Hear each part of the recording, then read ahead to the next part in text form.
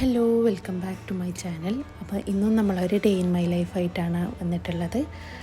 അപ്പം നമ്മുടെ വീഡിയോസ് കാണുന്ന പുതിയ കൂട്ടുകാരൊക്കെ ഉണ്ടെങ്കിൽ നമ്മളെ വീഡിയോ സബ്സ്ക്രൈബ് ചെയ്യാതെ കാണുന്നുണ്ടെങ്കിൽ സബ്സ്ക്രൈബ് ചെയ്ത് സപ്പോർട്ട് ചെയ്യുക. വീഡിയോ ഇഷ്ടമായ നിങ്ങൾ ലൈക്ക് ചെയ്യാനും ഷെയർ ചെയ്യാനൊന്നും മറക്കരുത് കേട്ടോ.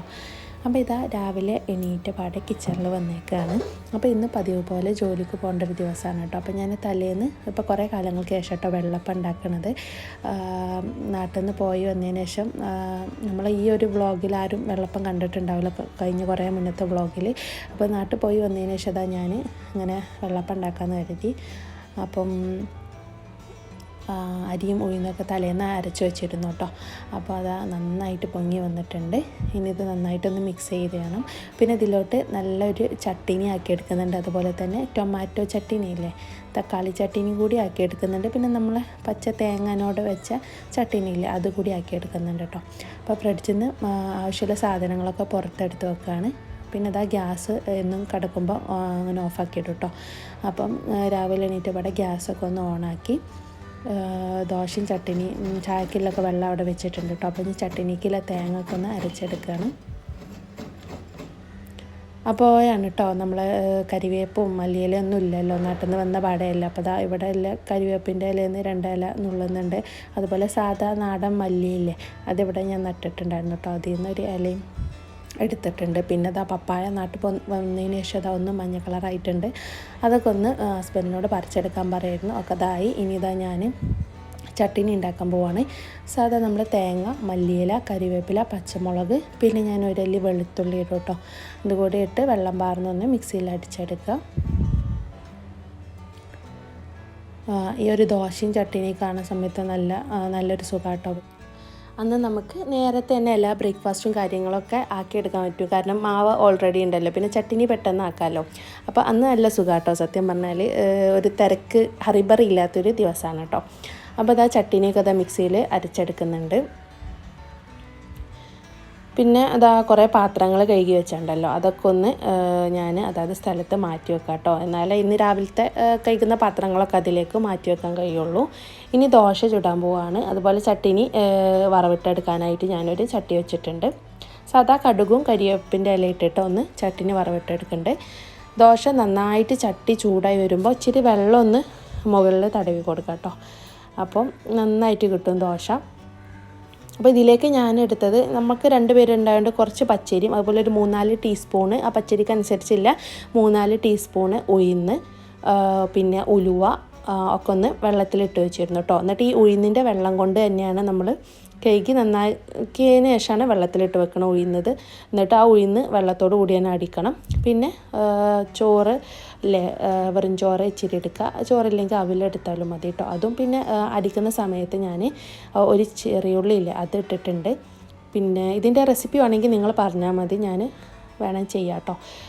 പിന്നെ എന്താ ഇട്ടെന്ന് വെച്ചാൽ ഈസ്റ്റില്ലേ, ഇത് കൂടി ഇട്ടിട്ട് നന്നായിട്ടൊന്ന് അടിച്ചെടുക്കുക. പിന്നെ ഞാൻ തേങ്ങാവെള്ളം ഉണ്ടെങ്കിൽ ഇട്ടാൽ നല്ലതാവും. അപ്പോൾ എൻ്റെ കയ്യിൽ തേങ്ങാവെള്ളം കൂടി ഉണ്ടായിരുന്നു. അപ്പോൾ തേങ്ങാവെള്ളം, അരിയും ചോറും ഈസ്റ്റും ചെറിയ ഉള്ളിയും ഒക്കെ ഇട്ടിട്ട് നന്നായിട്ടൊന്ന് മിക്സ് ചെയ്ത് അടിച്ചിട്ടുണ്ട്. എന്നിട്ട് നമ്മൾ ഈസ്റ്റല്ല ഉഴുന്നും അരി ഈ മിക്സും കൂടി നന്നായിട്ടൊന്ന് മിക്സ് ചെയ്തതിന് ശേഷം നമ്മൾ ഓവർനൈറ്റ് വെച്ചാൽ മതി കേട്ടോ. അപ്പോൾ നന്നായിട്ട് ഇതാ നല്ല മുരിഞ്ഞ ദോശ കിട്ടും. നിങ്ങൾക്ക് നെയ്യ് എന്തെങ്കിലും ആവശ്യമുണ്ടെങ്കിൽ മുകളിലൊന്ന് തടവി കൊടുത്താൽ മതി കേട്ടോ. അപ്പോൾ ഞാൻ മോനൊന്നും നെയ്യിൻ്റെ ആ ഒരു ടേസ്റ്റ് ഇഷ്ടമല്ല, അതുകൊണ്ട് നെയ്യൊന്നും ആക്കിയെടുത്തിട്ടില്ല, ജസ്റ്റ് ഇങ്ങനെ ചുട്ടെടുത്തിട്ടുള്ളൂ. അപ്പോൾ ഞാൻ 2 സൈസാക്കിയിട്ട് ചുട്ടിട്ടുണ്ട്. ചെറിയതാക്കി ചുട്ടിട്ടുണ്ട്, പിന്നെ ഒന്ന് വലുതാക്കി സ്പ്രെഡ് ചെയ്തിട്ടില്ലായിട്ട് ചുട്ട് കൊടുത്തിട്ടുണ്ട് കേട്ടോ. അപ്പോൾ നല്ല ടേസ്റ്റ് ഉണ്ടായിരുന്നു. ഭയങ്കര പൊടിയൊന്നും ആയിട്ട് വന്നിട്ടില്ല കേട്ടോ. അങ്ങനെ ദോശയൊക്കെ ചുട്ടെടുത്തു. പിന്നെ ഉച്ചക്കത്തേക്ക് ഇതാ ചോറിന് അരിയില്ലേ, അതൊന്ന് ചാക്കേരി കേട്ടോ. എനിക്ക് സത്യം പറഞ്ഞാൽ ഈ ഒരു അരിയാണ് കഴിക്കാൻ ഏറ്റവും ഇഷ്ടം. ഇത് നമ്മളെ റേഷൻ കടയിൽ നിന്ന് കിട്ടുന്ന അരിയില്ല, അതാണ്. അപ്പം ഇതുകൊണ്ടാണ് സത്യം പറഞ്ഞാൽ എനിക്ക് ചോറ് ഇറങ്ങുന്നുള്ളൂ കേട്ടോ. മോനായാലും ഇത് ഭയങ്കര ഇഷ്ടമാണ്. പിന്നെ പെട്ടെന്നാക്കി എടുക്കാൻ പറ്റും, ഒറ്റ വിസിലടിച്ചാൽ ചോറാവട്ടോ. അപ്പോൾ അതായി. പിന്നെ ഇതാ തക്കാളി ചട്ടിനിക്ക് ഞാൻ വെളിച്ചെണ്ണ ആദ്യം ഒഴിച്ചിട്ടുണ്ട്. പിന്നെ കടുക് ഇട്ട് കൊടുക്കുക. പിന്നെ ഒരു സവാള എടുക്കണമെന്നില്ല, സവാളൻ്റെ വലിപ്പത്തിനനുസരിച്ചാൽ മതി, അല്ലെങ്കിൽ പകുതി എടുത്താലും മതി. പിന്നെ തക്കാളി ഒന്ന് മുഴുവനായിട്ട് എടുത്തിട്ടുണ്ട് കേട്ടോ. എന്നിട്ട് മഞ്ഞൾപ്പൊടി അല്ല, മുളക് പൊടി, ഉപ്പിട്ടിട്ട് നന്നായിട്ടൊന്ന് വഴറ്റിയെടുക്കുക. ഒന്ന് ജസ്റ്റ് കുക്കായിട്ട് വന്നാൽ മതി കേട്ടോ. പിന്നെ പുളി കുറവുണ്ടെങ്കിൽ നിങ്ങൾക്ക് വാളംപുളി ഇല്ലേ, അതിൻ്റെ ഒരു കഷ്ണം കൂടി അരക്കുമ്പോൾ ഇട്ടാൽ നല്ല ടേസ്റ്റ് വരും.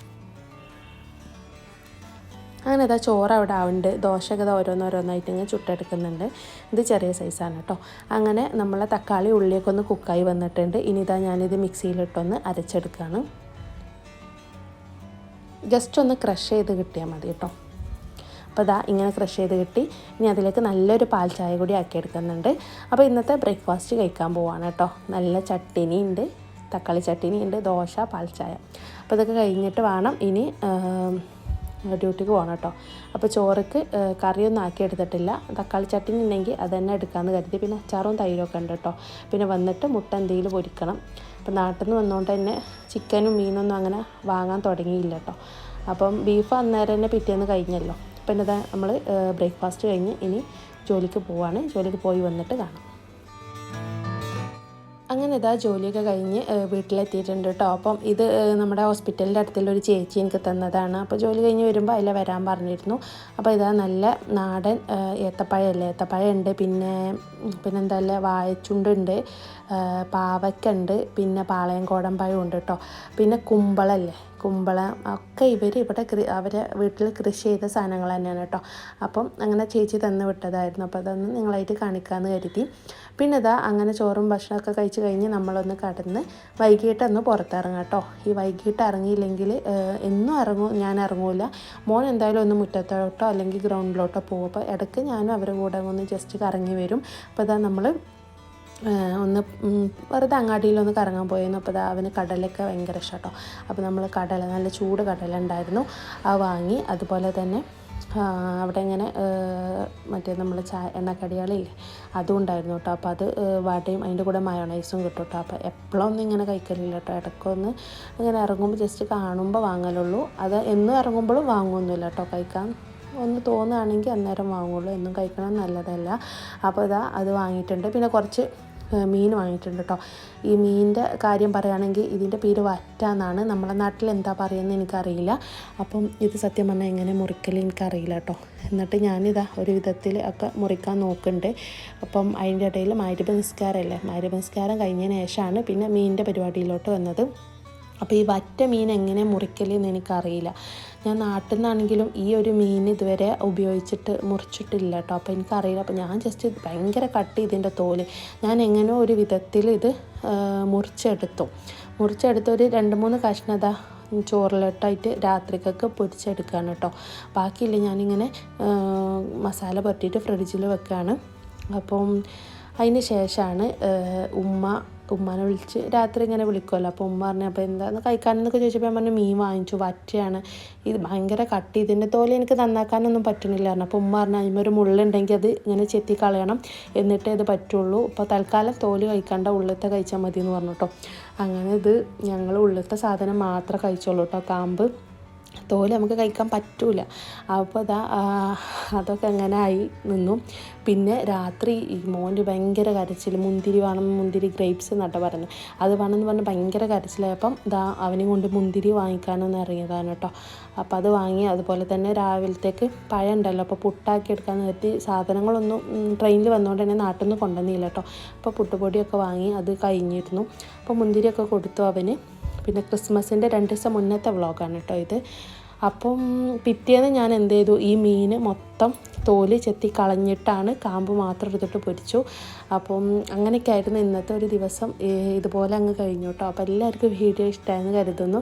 ഇനി ക്രിസ്മസിൻ്റെ പുതിയൊരു വ്ളോഗായിട്ട് കാണാം.